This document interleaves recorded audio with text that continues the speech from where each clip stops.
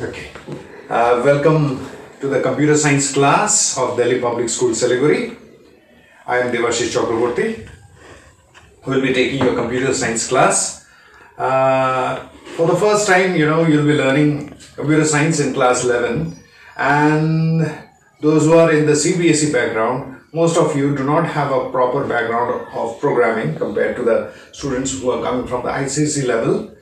However, when it comes to 11, more or less all of you are at par because a new language has been introduced called Python.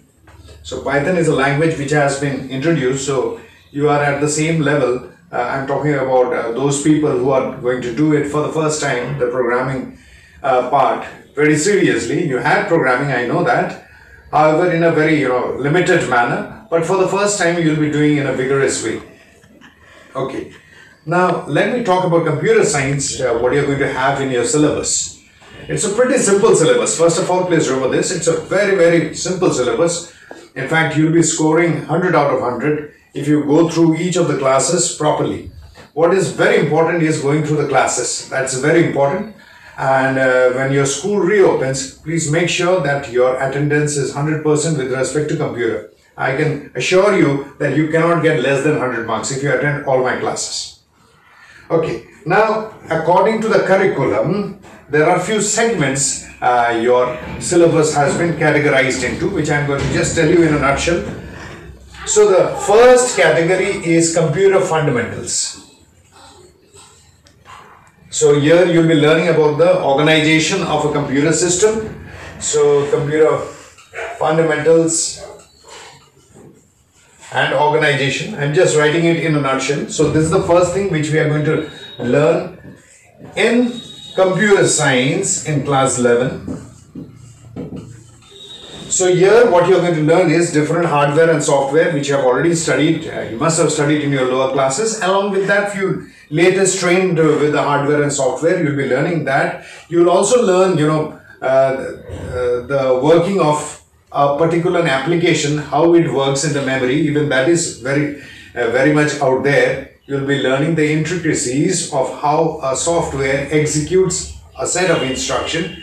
So far, those who have done programming before, you had only learned how to do program, but how the computer internally in the memory, what actually happens, how it takes the instruction. For the first time, you are going to learn that. That is one aspect of it. Next, the different components and what are the usage. That is there. You'll also learn to an extent a very small level of digital electronics for the first time. That's a very interesting stuff you'll be learning. You'll be learning about the universal coding system. We call it technically Unicode. So you'll be learning this out here in this particular segment. So there are a lot of things over here. Even the latest trend with translator processing or called language processors, you'll be learning out there in computer fundamentals. The second part of the story is computational thinking and programming. So I'm just writing in a nutshell. So here you'll be learning programming for the first time. Some of you will be doing programming for the first time, but you need not worry, there is nothing much over there. We'll be learning a language called Python, which is the most happening language currently. It's an extraordinary language. Whatever language, if you have done programming prior to this, previously if you have done it, it will be an added advantage. But I can tell you something, whatever programming language you have learned, wherever you have ended, Python just begins from there. So it is at a much higher level. Personally, I consider it to be a 5th generation language. Most of the stuff which you have already learned in your lower classes, you will find that it's already there, a single liner in Python. So you'll be learning coding at a much higher level. So things will become much more easier, and slowly you will be able to understand why Python is the most happening language in the world. It's the most popular language currently. Its capability is extraordinary. The different areas of application is mind-blowing. You cannot imagine to what extent, whether it comes to scientific computing, it comes to analysis of numbers, machine learning. You must have heard this term, artificial intelligence. These are the most happening fields, and out there Python is obviously the first choice you'll be having. having that. Even in mathematics and statistical computing, Python has come to an extent where it's going to even, replace the MATLAB. Even in medical and biotechnology, it is being applied because of its real-time graph processing. We'll be learning all that. Not that, I'm just giving an advertisement of this particular language. No, not that. We'll be learning. Whatever I am telling out here, we'll be learning in the course of time. Then this 2 years course plan, CBSE has done it very well, really well with the curriculum. So that is what we are going to learn. Obviously, we are going to learn from the basics, and then we are going to slowly get into more complex, computing. We are going to do that. And thirdly, we have something called the data management.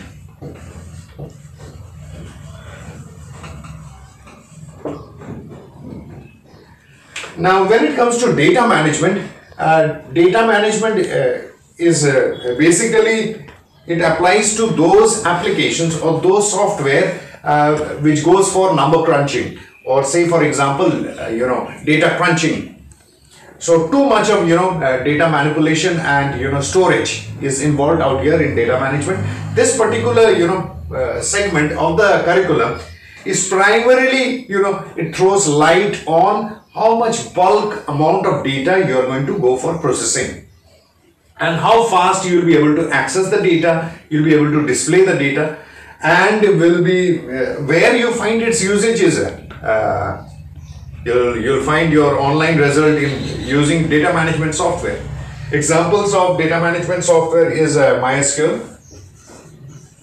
which we are going to learn, a very, very popular and professional database management system software.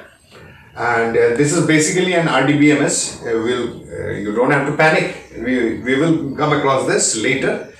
And the curriculum is very nicely designed to understand RDBMS, that is Relational Database Management System.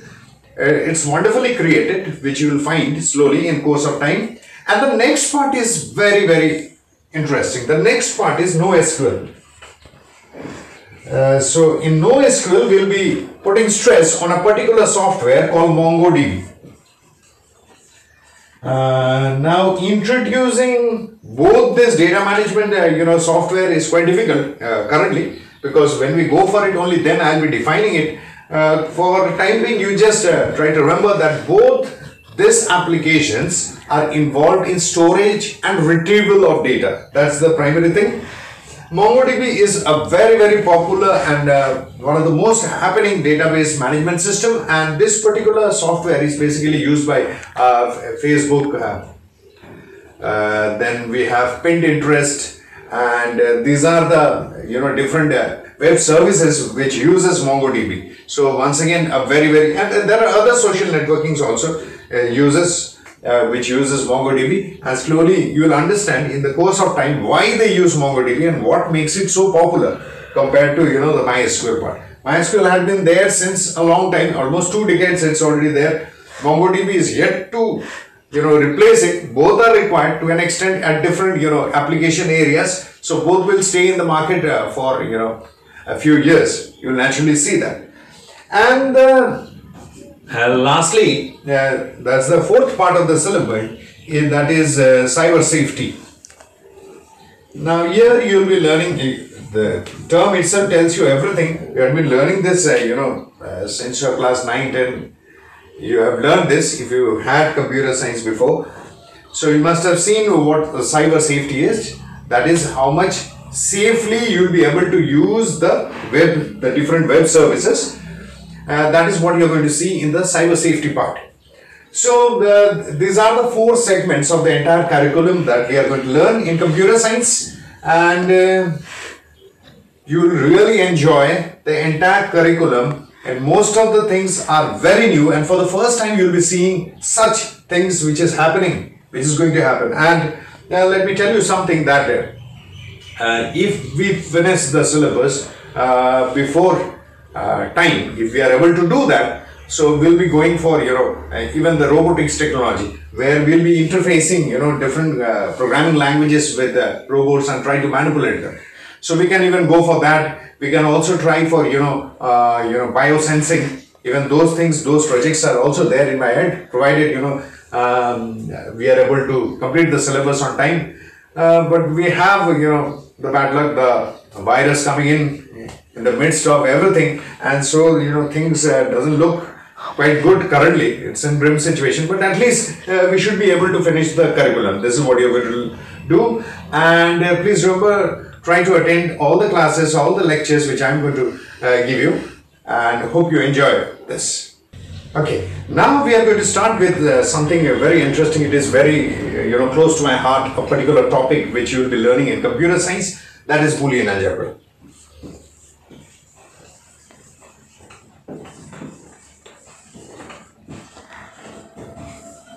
Now, before introducing this particular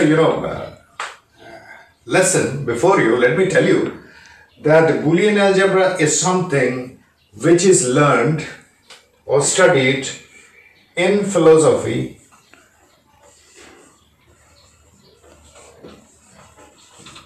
it is studied in mathematics,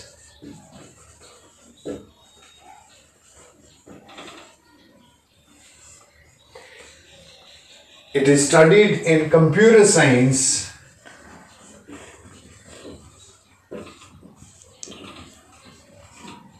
it is studied in physics, and it is also studied in digital electronics, or rather simply electronics, or simply electronics. So you see the huge conglomerate of subjects where Boolean algebra is studied. So you can understand this is such a beautiful lesson which is studied in so many gamut of subjects out here. It is really mind-blowing what is there in Boolean algebra. Now let me tell you about this person called George Bull. And the spelling of Bull is B-O-O-L-E. Don't write the other spelling of Bull. So George Bull, he was a person of the 18th century. He was a philosopher.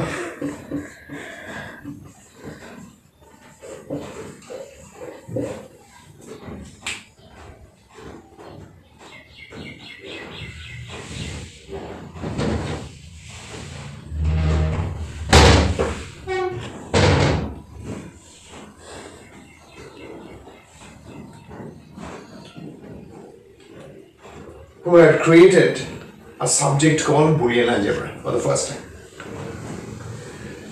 So he was a philosopher, obviously, because such people are really incredible. Philosophy, the highest aim of our life, when whatever you are studying.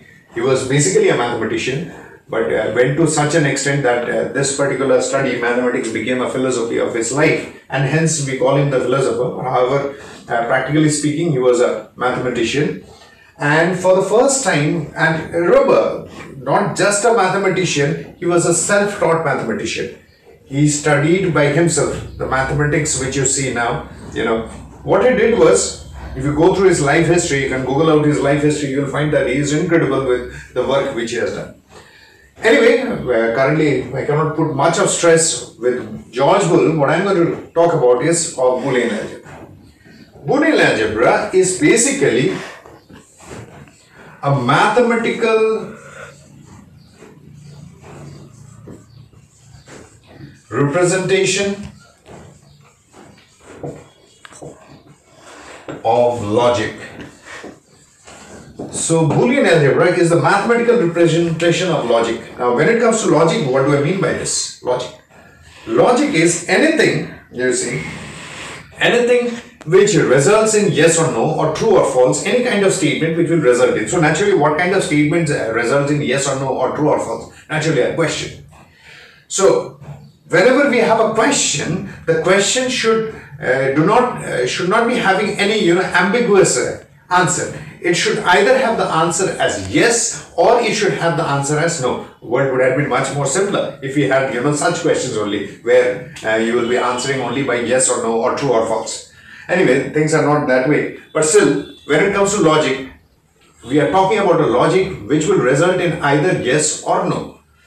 Say for example, if I have a pen, I can write. So there is only one possibility. If I have a pen, I can write. So here the presence of the pen or the absence of the pen will make me either write or may not be able to write. So that is the logic which I am talking about, where we will have only one set of answer, either a yes or a no. So that is what is being represented. What I am talking about is logic, and what George Boole had done was, for the first time, he represented logic with the help of mathematics. So this is what he combined logic with mathematics. He said that logic cannot be studied only with philosophy. He said, I have to combine mathematics with philosophy, and only then you will have a proper understanding. And he named it as Boolean Algebra. And rest is all history. Later on, there was a person called Claude E. Shannon. You see, the work which George Boole had done, that time he was great people, they are always ahead of time. So what George Boole had done remained in the realms of philosophy for several years. It was only later on there was a scientist called Claude E. Shannon who for the first time introduced Boolean algebra techniques into electronics.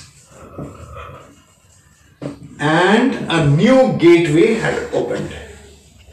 A new gateway had opened when it came to electronics, and thus we see that this part, that is computer science, physics, digital electronics or electronics, started using Boolean algebra. So we are highly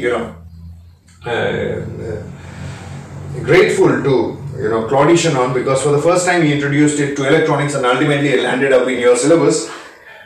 So that because ultimately we have to study this particular part to understand computers in a better way, how the computers think or how the computer manipulates. So that needs to be taught.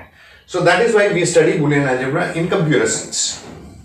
Okay, so Boolean algebra, before understanding into getting into more details, I already specified what Boolean algebra is. That is mathematical representation of logic. Please remember this. I'll be repeatedly telling the same thing again and again so that it gets inside your head. So once again, let me tell you, when it comes to Boolean algebra, it is based upon three different type of laws or logic. It is based upon, so those are the premises of Boolean algebra. So what are these laws or the premises? Number one is the AND law or logic. Number two is the OR law or logic. Third is the NOT law or logic. So it's based upon, these are the three primary laws or three primary premises upon which Boolean algebra is based upon. From here, the secondary premises are created, which we'll come across later. But first of all, we'll be understanding the three laws.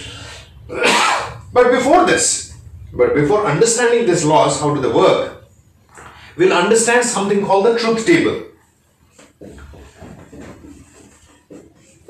You see, this table, these names are coming from philosophy, hence you find the names a bit peculiar. That is truth table, So, what is a truth table? It is a table that shows all combinations of inputs and its corresponding outputs for a Boolean logic.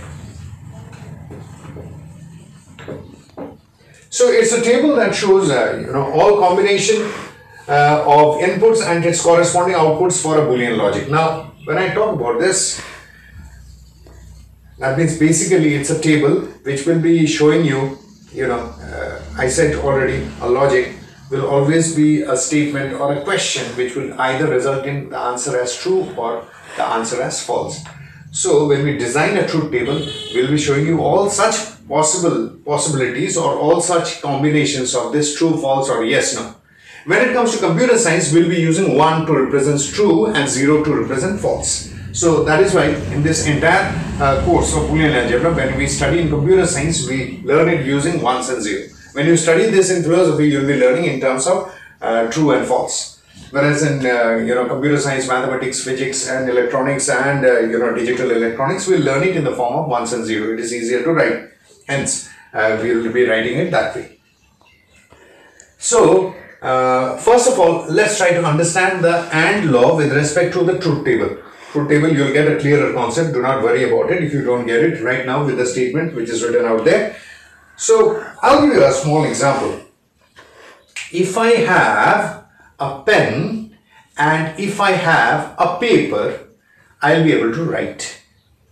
You see, there are two things which are essential for me to write. Writing is the output or the resultant of two, incidents out here. What are the two incidents? First, I should be having a pen, and the second, I should be having a paper. So if I have a pen and a paper, only then it is possible for me to write. So that is the resultant. So here, I'll draw it with the help of a truth table. Now look at the usage of truth table and what do I mean by that entire big long statement. You'll be understanding. So what I'm trying to do out here is I'm trying to create the AND truth table. So here what we are going to do is we are going to make two columns representing the inputs, that means the possibility of presence of a material or absence of a material, and the corresponding outputs. That means whether we'll be able to write or whether we'll not be able to write. And now let us see what happens over here. Okay. Now say for example, you see I take an alphabet, say A. Technically this is called a Boolean variable which shows the status of a Boolean logic. So a Boolean variable is something which will show you the presence or absence of a certain qualitative analysis out here. So here we have A to represent the presence or absence of a pen and B to represent the presence or absence of a paper.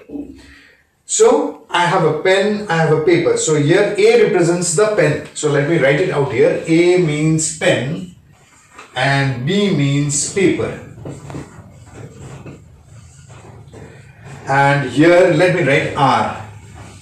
R means whether I'll be able to write or not. So that's the output. So hence it comes to the output column. Right. So now let's make this table showing the different possibilities of outcomes which is going to happen depending upon the inputs. See over here, A represents the pen and B represents the paper. Please keep a note of that. Now let me tell you something. If I do not have a pen, I do not have a paper, certainly I won't be able to write. So naturally 0. I do not have a pen, however, I have a paper.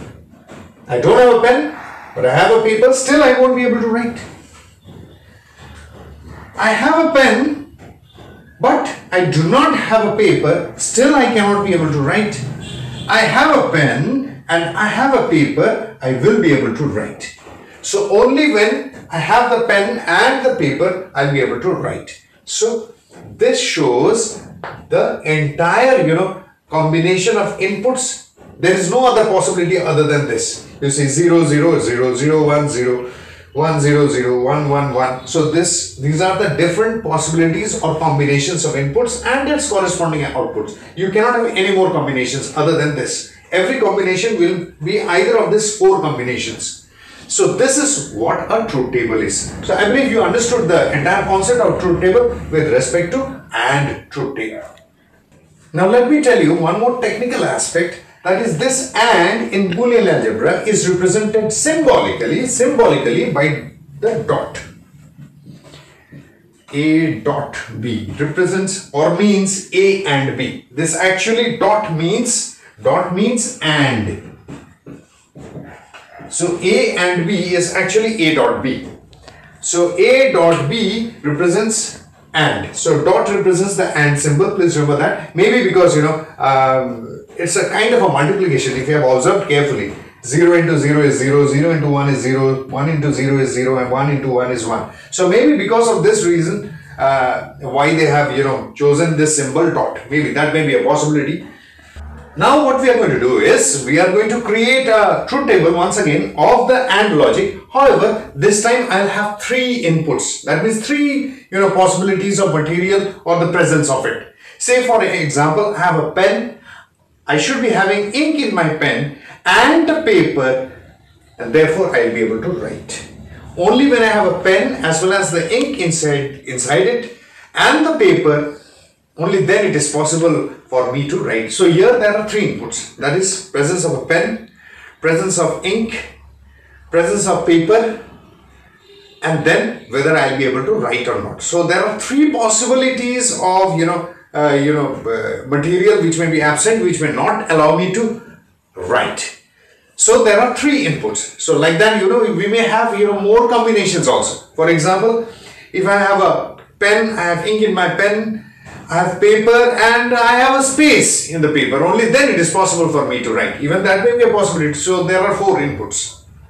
So you can see, we may carry on increasing the number of inputs.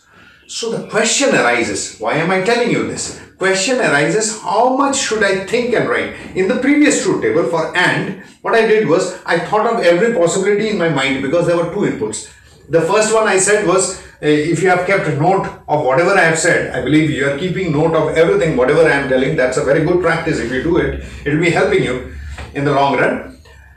The first combination which I said was 0 and 0. That means no pen and no paper. It is not possible for me to write. That is 0 and 0 was resultant was 0. And then 0 and 1, the resultant was 0. That is how I wrote every possible combinations because the number of inputs were 2 and it was easy for me to think. When it comes to 3 inputs, it will be difficult for me to think. Or sometimes even there may be a possibility of 4 inputs. In that case, it will get, things get more, difficult. So what we are going to do is we are going to mathematically think of every possible combinations, whatever may be the number of inputs. So please remember this. I'll give you a small formula. So the number of combinations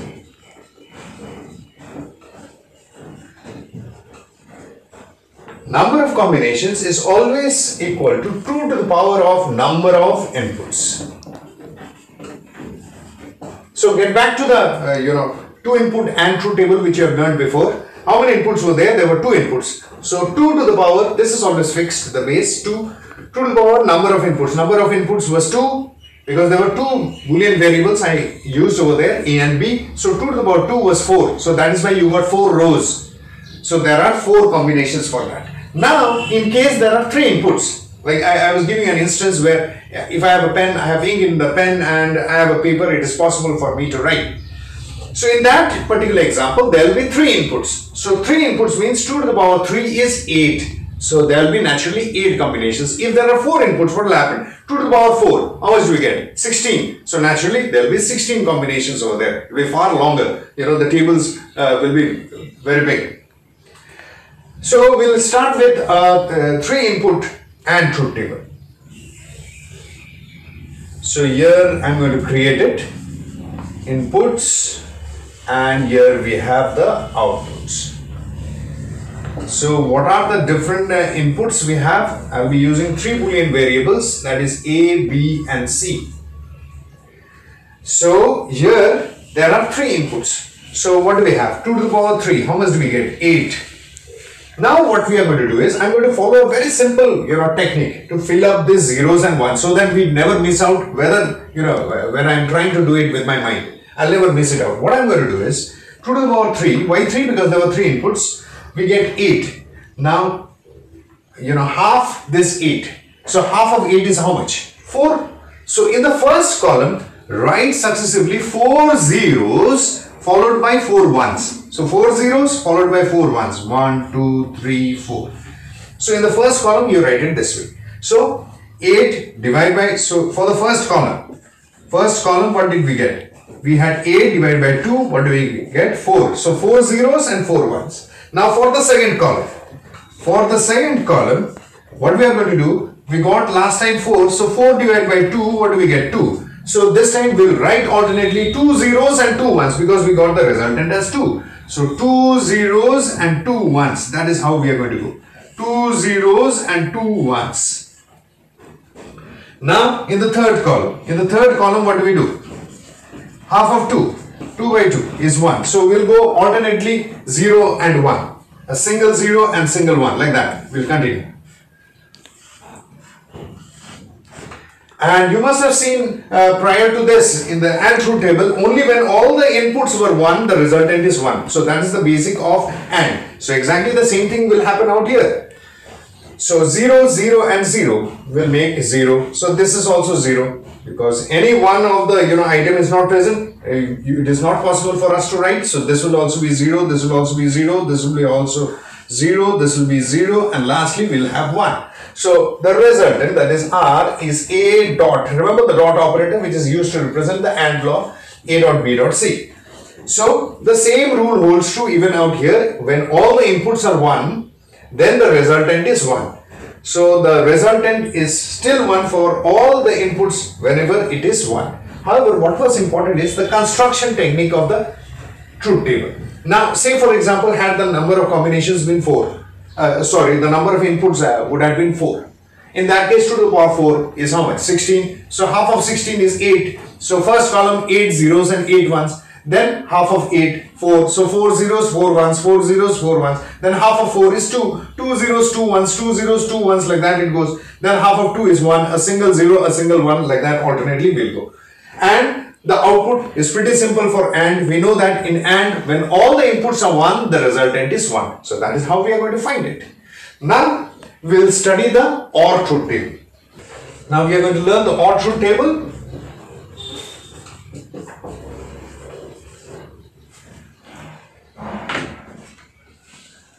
Now, we'll be using the 2-input OR truth table because things will look much more simpler.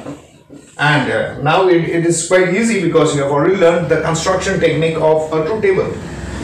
Inputs and outputs.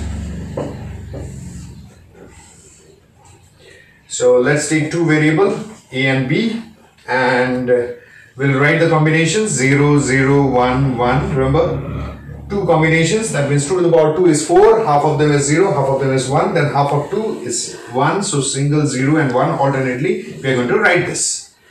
In OR means when either of them is true or 1, the resultant is 1. This is what we are going to do. For example, if I have a pen or a pencil, it is possible for me to write. Suppose there are two inputs only, pen or pencil, it is possible for me to write. So either of them is there, I'll be able to write. So what do we have? 0 or 0, it is not possible because none of them are there. 0 or 1, I can write. 1 or 0, still I can write. Both of them are there, still I can write.